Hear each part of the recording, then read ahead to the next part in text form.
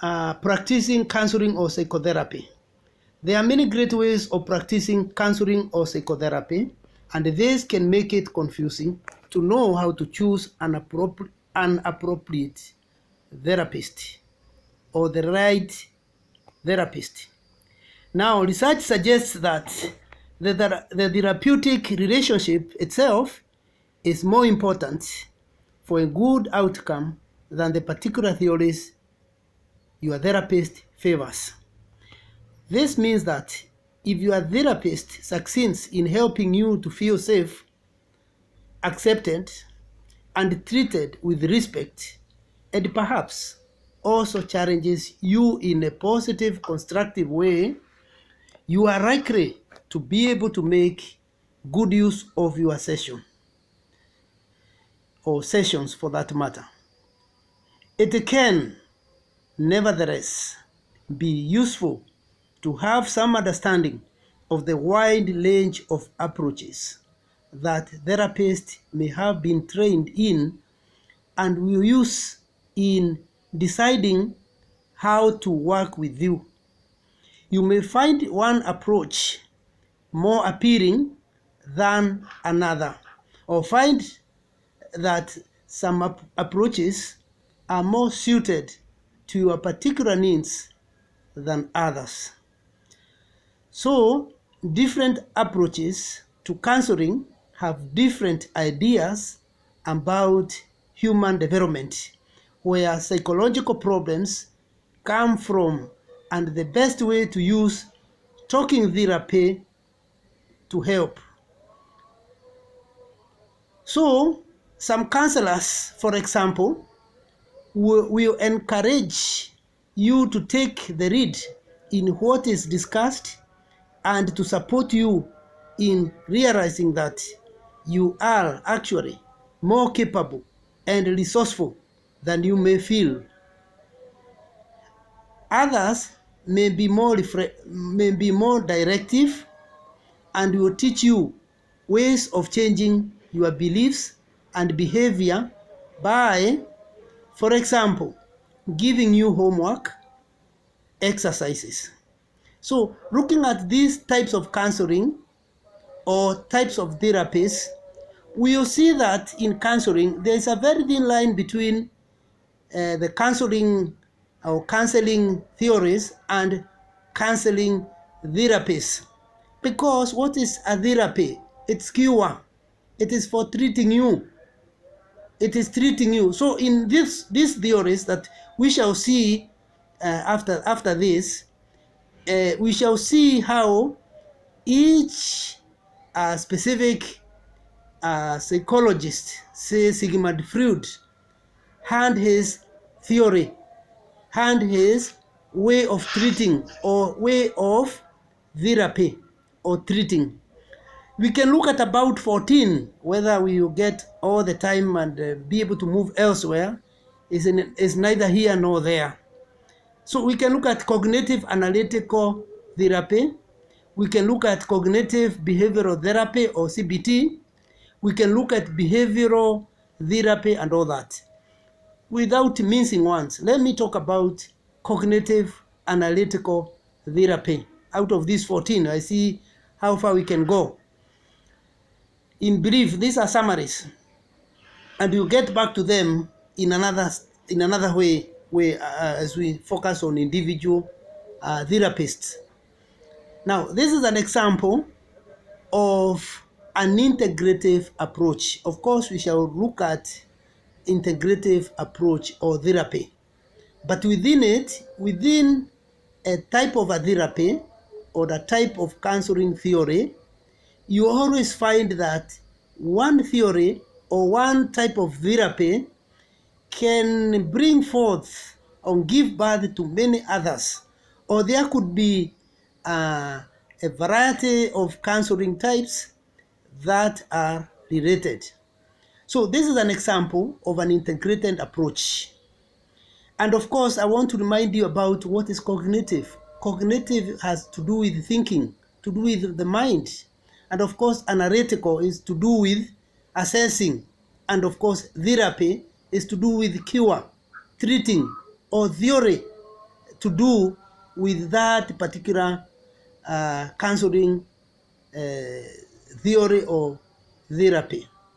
Now, it is a short-term cognitive analytical therapy is a short-term, structured, and directive therapy which explores the client's language and thinking, and also the link between historical, cultural, and social factors on how they function. It then encourages the client to develop the skills to change destructive patterns of behavior and negative ways of thinking and acting. It was devised to fit what we call NHS, or National Hypnotherapy Society in the United States. And NHS means for short-term treatment of a variety of problems. And because we call it cognitive analytical therapy, it requires some training. You can call it special training because it is not for everyone. That which is short-term, that which is structured, that which is directive therapy, that which explores the client's language and thinking. Of course, to study somebody's cognitive flow of things require some form of training so that you can be trained to read the mind. And also being trained to link up historical, cultural, social factors on how they function. Because when you are trying to provide therapy or to heal or treat somebody psychologically now, because this is psychological treatment, it is not medical treatment, you know something, that some historical factors may be needed to understand somebody. Some cultural factors may be needed to understand somebody, and everybody is cultured. Now, you know fish. Fish cannot stay out of water. If it is out of water, it cannot survive. Equally, human beings are within culture. And when they're outside culture, they can't survive. Because culture is the total sum of life. So we are cultured beings. The other one is social factors. There could be socialization aspect, like the socialization that demeans women in Africa. The patriarchal talks where women are demeaned. The proverbs are crafted in such a way that they demean some people in society. Or it can be negative interiorization or socialization, particularly where there are stereotypes. When you are told certain people are evil, certain people are bad, you grew knowing your neighbors are beasts, they are cannibals. The way the British taught in the First World War when fighting Germans, they had to recruit African people to join the war against Germans. And some people came to discover the propaganda that Germans are cannibals. They will capture Africans for meat. It's neither here nor there. It is war propaganda. So that is all socialization. We have so many stereotypes in Kenya about people. And so when you are a trained person, you can know the in-depth where this guy is coming from, where this client is coming from. And once you are able to understand the historical, cultural, and social factors, you'll be able to analyze therapeutically and provide cognitive solutions. When we come to cognitive behavioral therapy, that is CBT.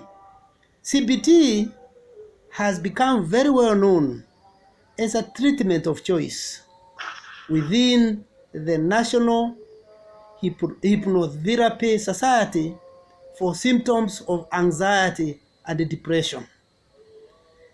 It seeks to change distressing behavior relatively quickly by challenging unhelpful thoughts and beliefs and teaching the client to use coping strategies in the future. It aims to be scientific by assessing and measuring change and does not prioritize finding original causes or exploring hidden potential. People with compulsive and obsessive disorders, people with fears, people with phobias, and addictions tend to benefit from this type of therapy. Cognitive behavioral therapists believe that while it is important to have a good, trusting relationship, but that is not enough in itself. A willingness to do homework, tasks in between sessions is considered very, very important. So you can see cognitive behavioral therapy may deal with anxiety, depression, fears, phobia, all that by exploring the hidden potential, okay? And the people with all those internal fears will benefit from a therapist who is trained in this idea, in this cognitive behavioral therapy. So even within the behaviorist theory, there are others, sub-theories, should I call them sub-theories, that come up. The third one to consider is solution-focused brief therapy. Now, this kind of therapy focuses on a particular issue and promotes positive change rather than dwelling on the issue or past problems.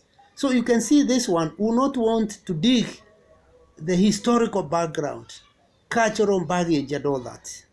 Rather, it promotes just positive change. That's why they are calling it's called solution-focused brief therapy. Of course, every theory or form of therapy or treatment has advantages and disadvantages. Hence, some people may employ hybrid therapies. Okay? You are encouraged in this solution-focused brief therapy to focus positively on what you do well, your strengths and resources, and to set goals to achieve the changes you want to make. And it is likely to appeal to people who prefer a highly practical, goal-oriented approach to problem solving.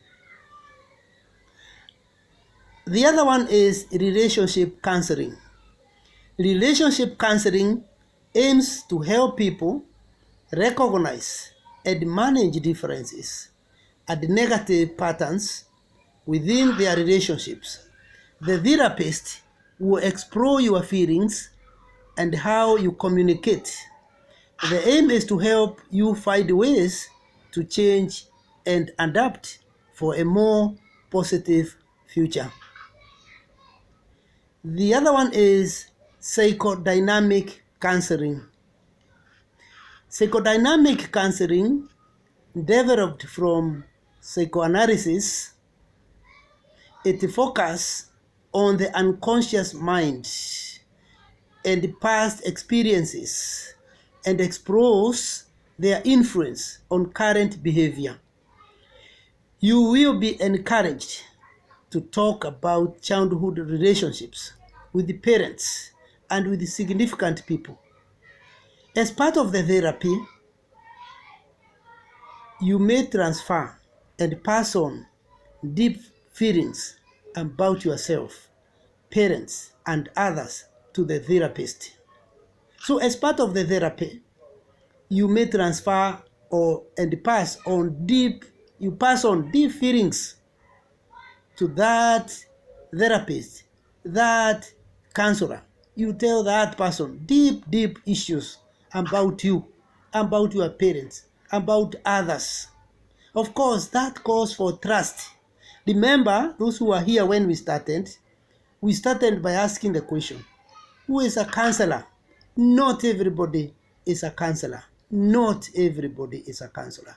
That needs to be underlined, because a counselor is somebody who is able to listen to your problems and don't give it out to other people.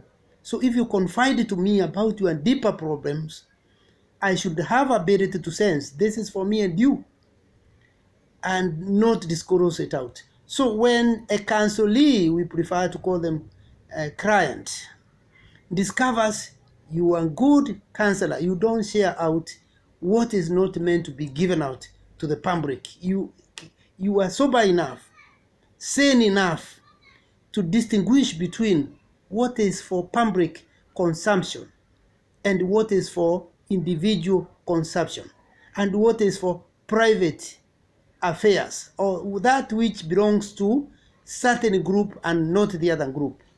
Of course, that is a healthy person in psychology, a person who distinguishes what to tell this group and what to tell the other, the speech to make in a church, the speech to make in a mosque, the speech to make in parliament, the speech to make to children. That is a healthy person. And that is the healthy person a therapist should be, to distinguish. And of course, psychology says a man or woman has many hearts. If you mix the hearts, you get into trouble. Heart may mean you are father, you are teacher, you are elder, you are chairman of Nyumba Kumi. All these are your offices. If they are mixed up, you fail and fail and fail terribly.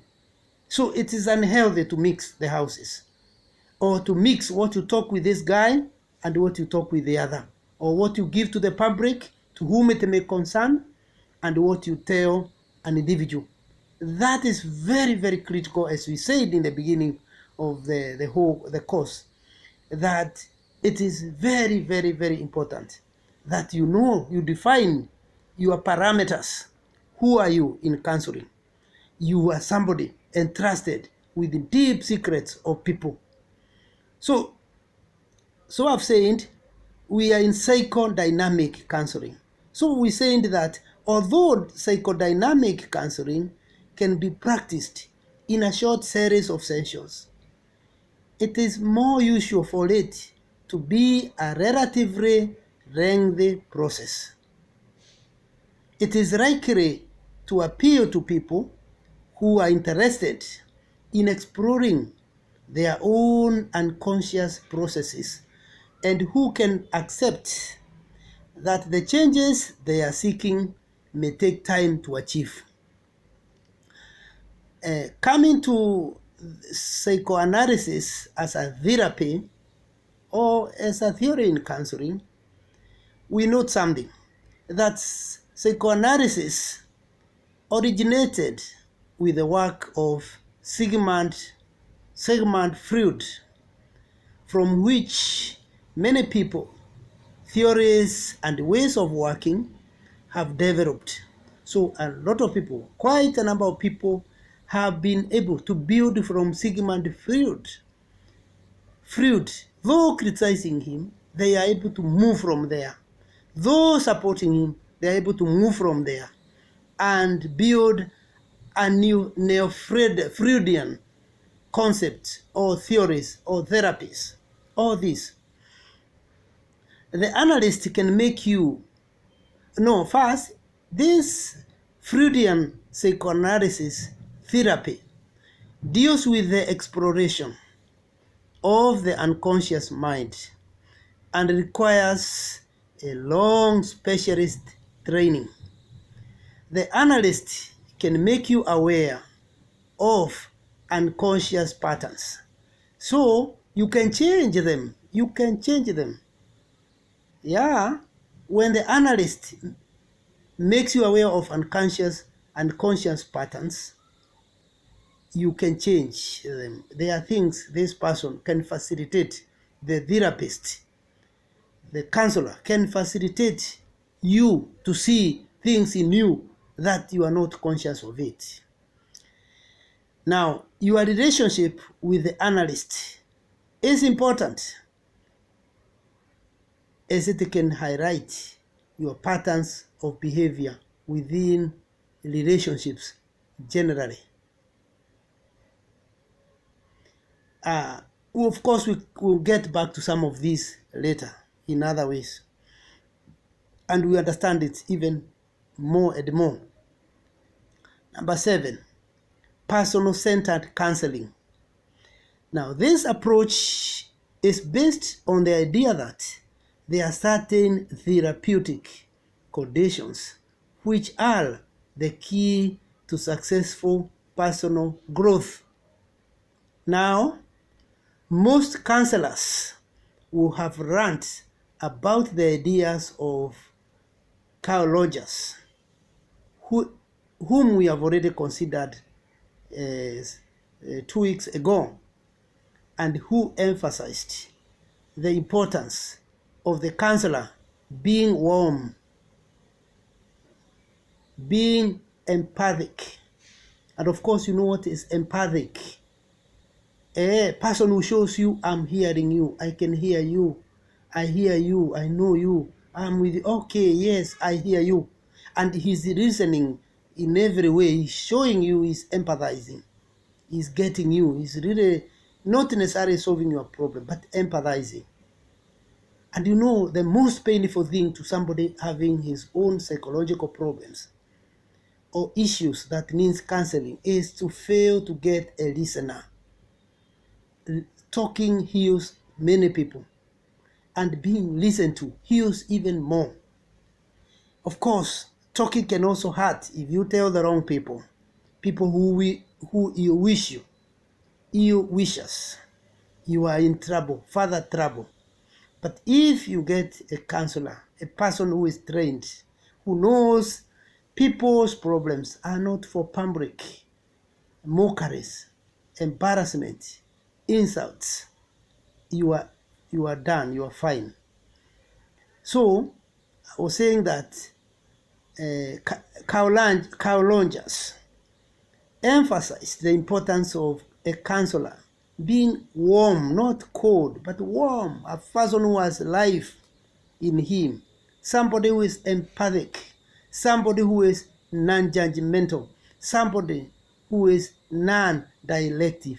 You see, if you are dialective according to Carl Rogers, which is a position we took from the very beginning, if you are too judgmental, nyinyi ni wambaya, it's your bad behaviors, that family, that community, that race, that country.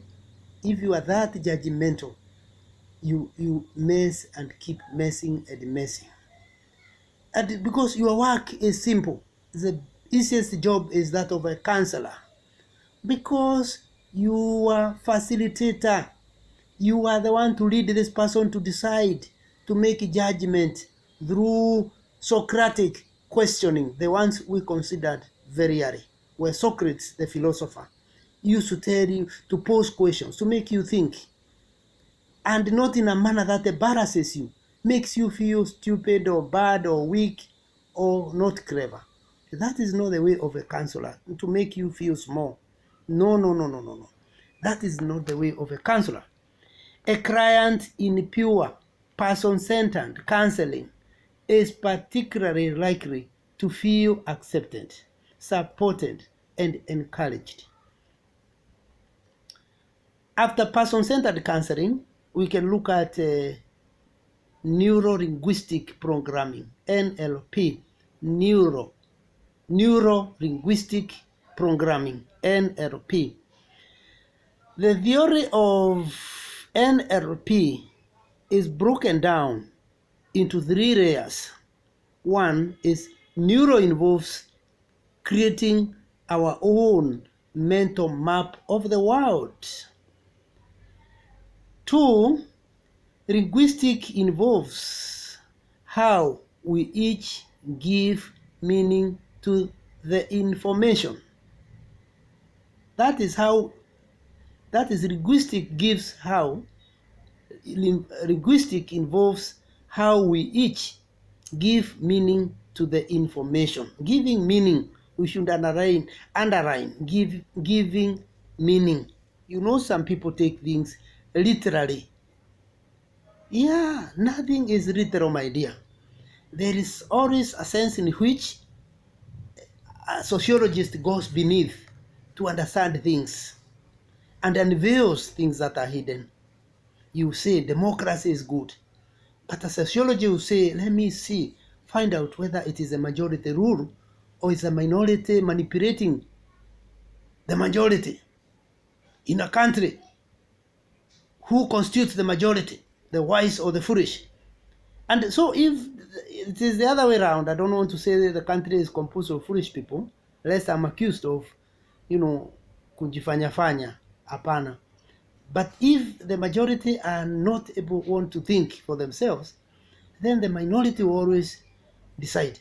So even when I hear that BBI has to be driven by that so-called mwananchi from the grassroots, I say then Kenya is born again. For the first time we shall see people empowered to think on their own and not their leaders. Anyway, that is what we want. That should be the real democracy. But has it been there? Anyway, I hope those judges were correct, but I couldn't understand some things. I thought we have moved very fast as a country.